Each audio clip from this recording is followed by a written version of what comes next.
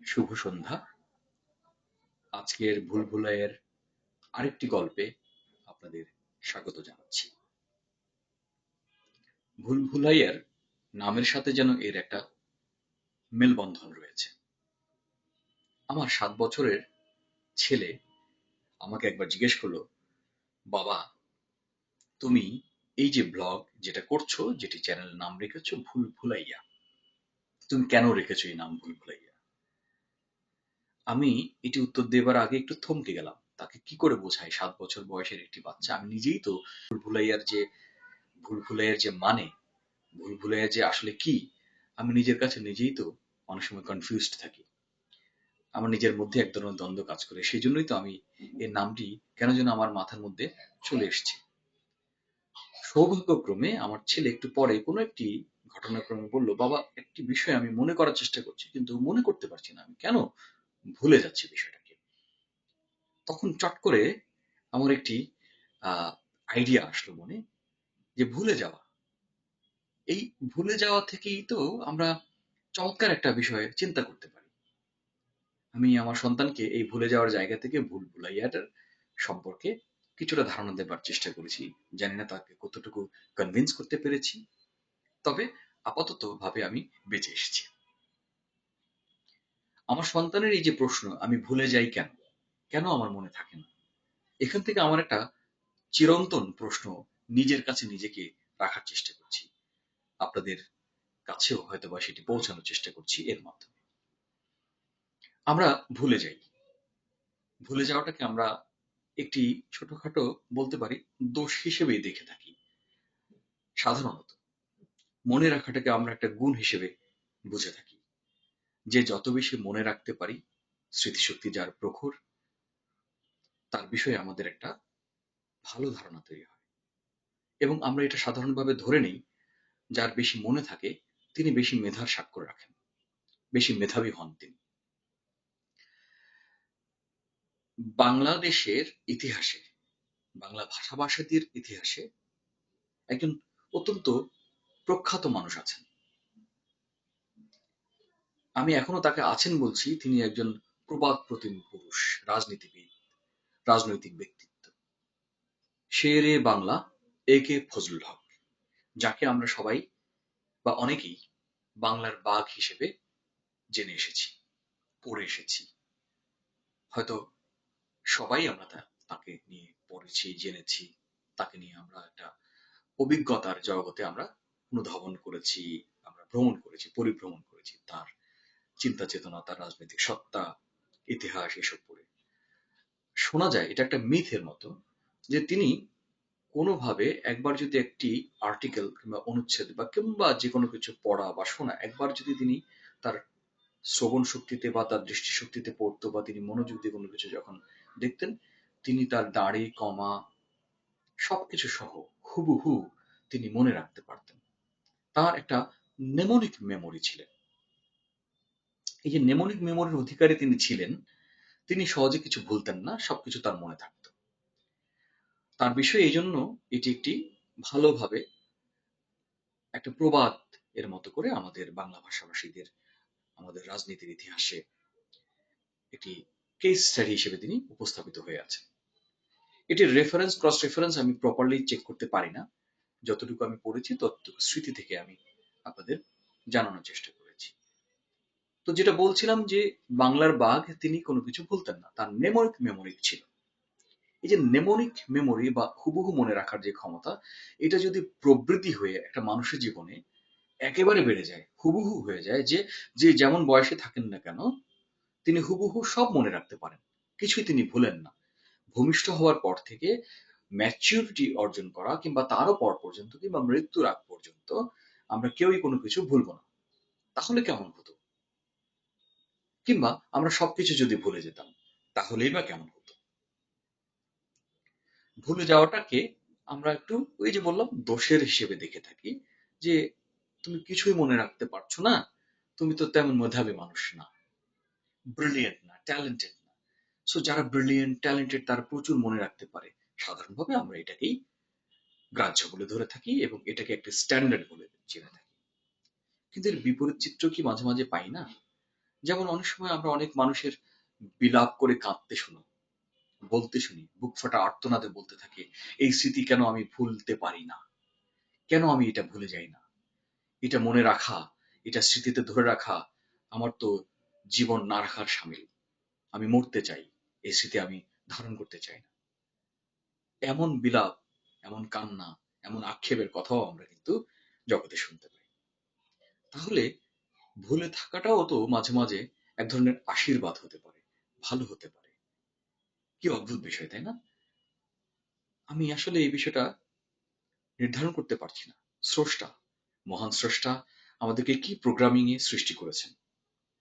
অর্থাৎ যদি সবকিছু হুবহু আমাদের মনে থেকে যেত, তাহলে আমাদের কি বেঁচে থাকাটা এত সুষ্ঠু হতো, সুন্দর হতো? জানি না। হয়তোবা না, হয়তোবা।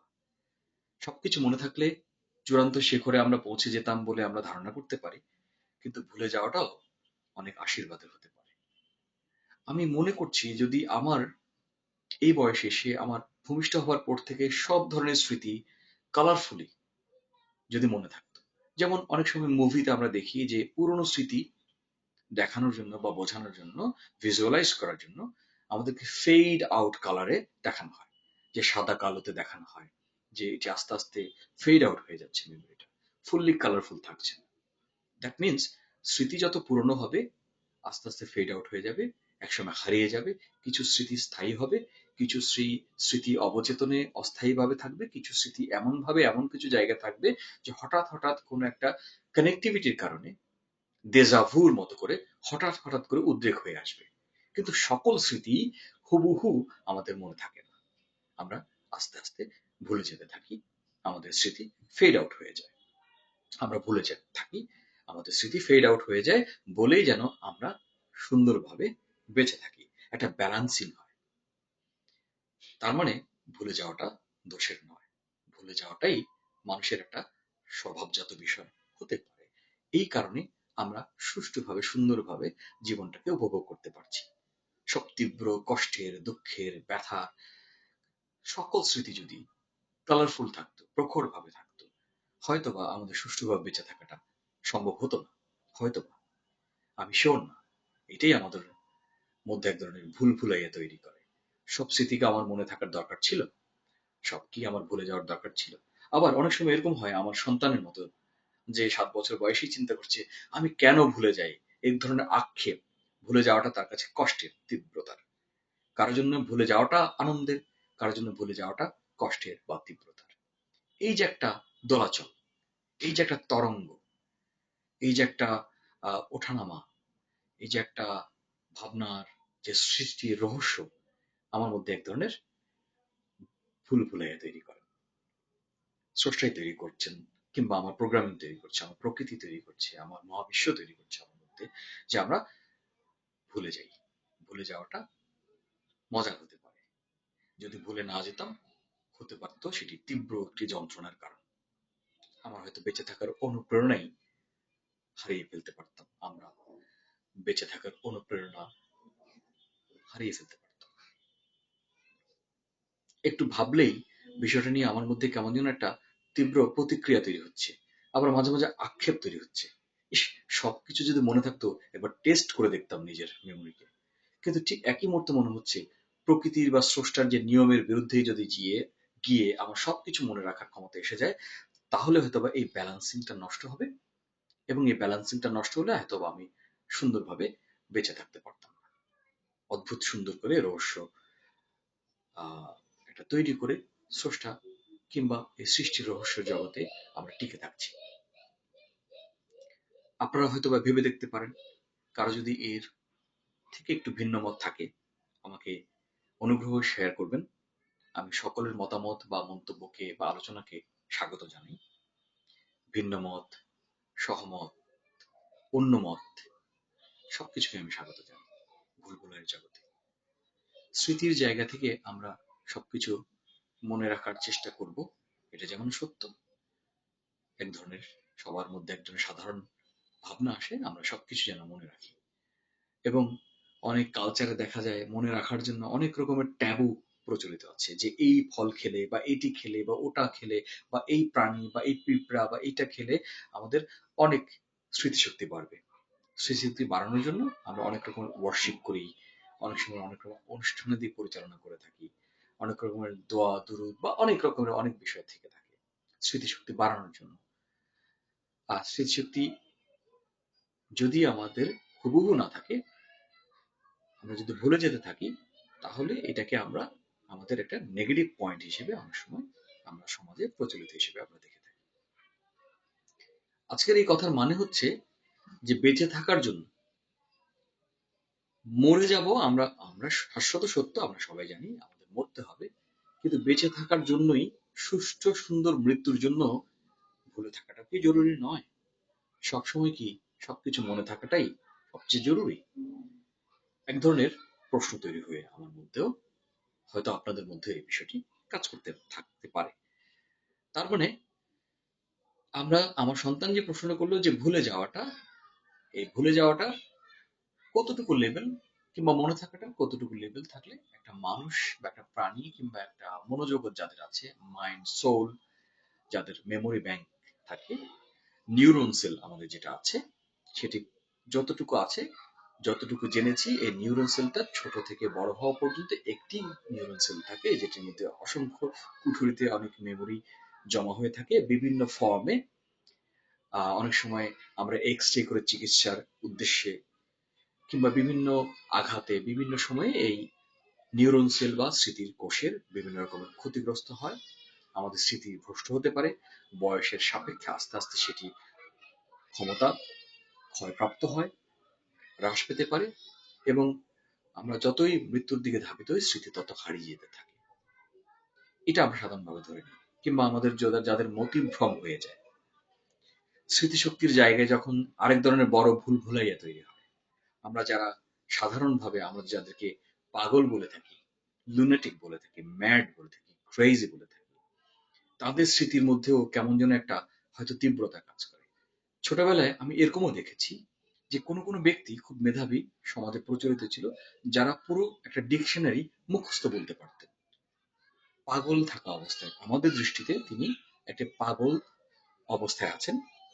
তিনি কি ভাবছেন, তার জগতের যে প্যারালালিজম, তার জগতের যে ইউনিভার্স, সেই ইউনিভার্সটা হয়তো বা আমি বুঝতে পারছি না। আমার কাছে আমাদের মতো কমন যারা মেজরিটি, যারা আমরা স্বাভাবিক হিসেবে নিজেদেরকে পরিগণিত করছি, তাদের কাছে তিনি হয়তো বা পাগল, ক্রেজি। তিনি প্রখণ্ড স্মৃতি শক্তি সম্পন্ন মানুষ হতে পারেন, কিংবা পড়তে পড়তে এত বেশি স্মৃতির ধাক্কায় তিনি যেন হঠাৎ করে পাগল প্রায় হয়ে গেলেন। তিনি স্মৃতির ধাক্কায় পাগল প্রায় হয়ে গেলেন। আমরা চিন্তা করি, আমার কথাটা কি এখানে কিছুটা খাটে? যদি সবকিছু যার মনে থাকে, সে এই ধরনের আর স্বাভাবিক জীবন যাপন করতে পারে না, হয় মৃত্যু হচ্ছে, কিংবা মৃত্যু না হলেও স্বাভাবিক জীবন থেকে তিনি সরে যাচ্ছেন, তিনি অন্য একটা অন্য জগতে চলে যাচ্ছেন, সেই জগৎটার সংজ্ঞা বা সেই জগৎটার ধারণা আমার মধ্যে নেই। তার মানে স্মৃতিশক্তি যাদের প্রখর হয়ে যায়, তারা একটা সমস্যায় পড়তে পারে, সমস্যা পড়ছেন। এই ছোটবেলায় আমার যে পাগল একজন দেখার যে অভিজ্ঞতার কথা বললাম, এই ধরনের অনেকে হয়তো আপনাদের আশপাশে দেখে থাকতে পারেন। একটা কথা আমার বাস্তব বা ব্যক্তিগত জীবনের, আমাদের একটা গ্রামে একটা পাগল ছিলেন, যিনি ছোটবেলায় একটা উচ্চারণ করতেন, প্রনাউন্সিয়েশন করতেন, যেটা আমি অনেক সময় বুঝতে পারতাম না ছোটবেলায়, হয়তো বড় হয়ে শেখার পরে আমি বুঝতে পেরেছি। উনি বলতেন, আমি প্রথম মনে করতাম যে উনি লটিম গো বলছেন, লটিম গো। তো আমি পরে হয়ে বুঝলাম যে আসলে ওই পাগল বৃদ্ধটা, যাকে আমরা কোনো গুরুত্বই দেই না সমাজে, তিনি আসলে হয়তো বলছিলেন যে লেট হিম গো, লেট হিম গো। এই লেট হিম গোটাকে ওনার উচ্চারণ বা ওনার জড়তার কারণে আমরা অনেক সময় লাটিম টয়, যে লাটিম টয় যেটা আমরা খেলি, সেই টয়ের আহ, কথা বলতাম, অনেকে আমরা এভাবে বলতাম। তো তিনিও বেশ শিক্ষিত ছিলেন বলে আমার ধারণা। একজন ভালো প্লেস করা, আমাদের সময় স্ট্যান্ড স্টার করতেন, এরকম সময় একজন মানুষ পাগল প্রায় হয়ে গিয়েছেন। তিনি একজন অক্সফোর্ড ডিকশনারি গড়গড় করে বলতে পারতেন বলে আমরা অনেকেই মিতের মতো আমরা মনে করতাম বা শুনতাম, ওনার মুখে অনেক ইংরেজি শব্দ শুনতাম। উনি কি স্মৃতির ধাক্কায় টিকতে পারেননি? আমার জানতে খুব ইচ্ছে করে। তার মানে ভুলে যাওয়াটা আশীর্বাদ হতে পারে, ভুলে যাওয়াটা সবসময় দোষের কিছু নয়। আমার সন্তানকে আমি বোঝানোর চেষ্টা করেছি। নিজেকে কতটুকু বোঝাতে পারছি আমি তা জানি না। আপনাদের সাথে কতটুকু শেয়ার করতে পারছি তাও আমি জানি না।